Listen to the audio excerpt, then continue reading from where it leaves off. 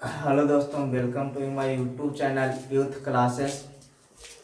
आज हम लोग क्लास 10th के चैप्टर 2 आम्ल भस्म और लवण के पार्ट 7 पढ़ेंगे। आज हम लोग पढ़ेंगे आम्ल भस्म और लवण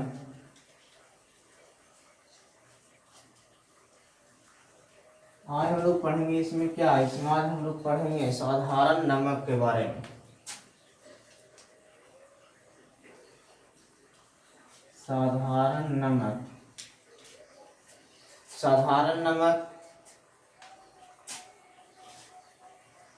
इसका रासायनिक नाम होता है, रासायनिक नाम सोडियम क्लोराइड होता है।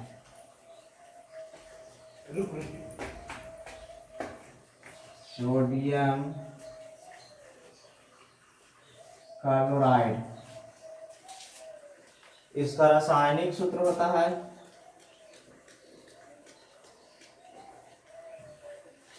रासायनिक सूत्र इसका होता है NaCl, सोडियम क्लोराइड। यह इसको बनाने के विधि हम लोग पढ़ेंगे प्रयोगशाला में, ये कैसे बनाया जाता है और समुद्र के जल से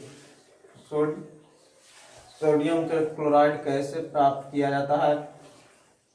और फिर आपको सेंधा नमक हो गया सोडियम क्लोराइड के अंतर्गत, और फिर आपको काला नमक हो गया। तो देखिए, सबसे पहले इसको हम लोग बनाने की विधि पढ़ेंगे।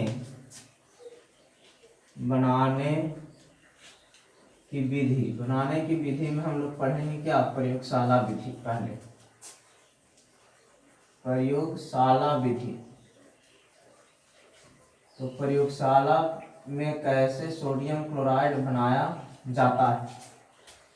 प्रयोगशाला विधि हम लोग पढ़ेंगे। बनाने की विधि क्या है, तो बनाने की विधि में कहता है कि जब हाइड्रोक्लोरिक अम्ल और सोडियम हाइड्रोक्साइड क्षारक को आपस में अभिक्रिया कराया जाता है, तब प्रयोगशाला में ये साधारण नमक यानी सोडियम क्लोराइड बनता है।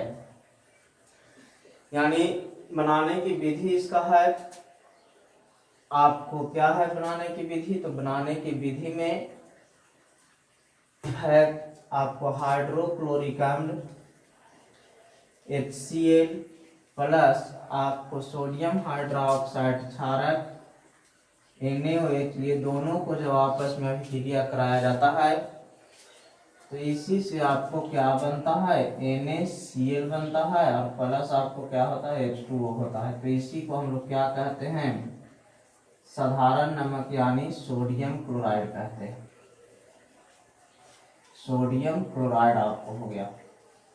तो बनाने की विधि में जैसे हम लोग क्या है लिख सकते हैं, सोडियम क्लोराइड बनाने की प्रयोगशाला विधि, तो हम लोग लिखेंगे क्या, जब प्रयोगशाला में सोडियम क्लोराइड बनाने के लिए हाइड्रोक्लोरिक अम्ल और सोडियम हाइड्रोक्साइड क्षारक को आपस में अभिक्रिया कराया जाता है, जिसके फलस्वरूप सोडियम क्लोराइड यानी साधारण नमक प्राप्त होता है।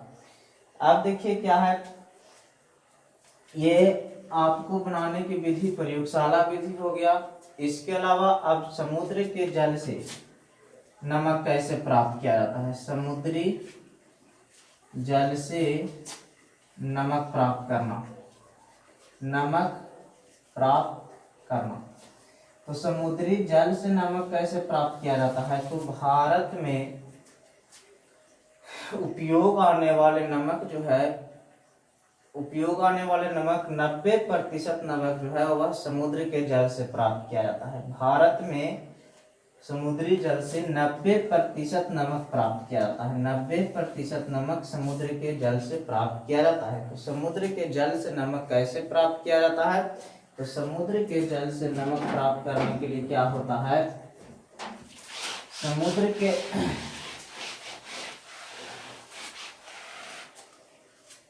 समुद्र के जल से नमक कैसे प्राप्त किया जाता है? तो क्या होता है, समुद्र के किनारे जो लोग रहते हैं यानी तो वो समुद्र से नमक प्राप्त करते हैं। क्या किया जाता है, समुद्र के जल को बड़े बड़े खेतों में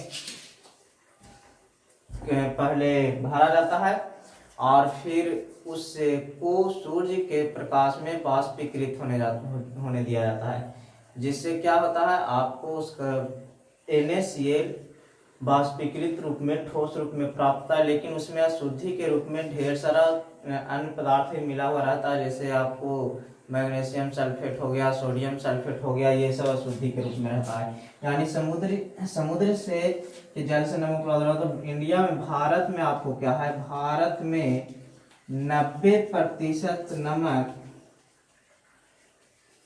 समुद्री जल से प्राप्त किया जाता है। समुद्री जल से प्राप्त किया जाता है, प्राप्त किया जाता है। यानी भारत में जितना नमक का उत्पादन, उसका 90% जो नमक है वह समुद्री जल से प्राप्त किया जाता है। तो समुद्री जल से प्राप्त नमक में क्या रहता है, ढेर सारे अशुद्धि रहता है। अशुद्धि के रूप में क्या रहता है, तो अशुद्धि के रूप में इस नमक में आपको क्या मिल जाएगा, तो सोडियम सल्फेट, मैग्नीशियम सल्फेट, ये सब आपको अशुद्धि के रूप में इस नमक में पाया जाता है। सोडियम सल्फेट हो गया, मैग्नीशियम सल्फेट हो गया, तो इस तरह से आपको अशुद्धि के रूप में इसमें पाया जाता है। अब इसको शुद्ध कैसे किया जाता है, तो शुद्ध करने के लिए इसको है जो कि कंपनी में ले जाया जाता है, और कंपनी में ले जा करके इसमें से जितने भी अशुद्धि आपको रहते हैं, यहाँ पर आपको बालू का कण भी रहता है, बालू के कण, सारे अशुद्धियों को दूर कर दिया जाता है, निकाल दिया जाता है, और फिर नमक हम लोगों को तैयार हो जाता है। तो इस नमक में आयोडीन की कमी हो जाती है, क्योंकि आयोडीन बाष्पीकृत होता है तो समाप्त हो जाता है, वो उड़ जाता है गैस बनकर। तो इस नमक में आयोडीन नहीं रहता है, इसलिए इस नमक को आयोडीन युक्त बनाया जाता है। तो आयोडीन युक्त नमक क्या होता है,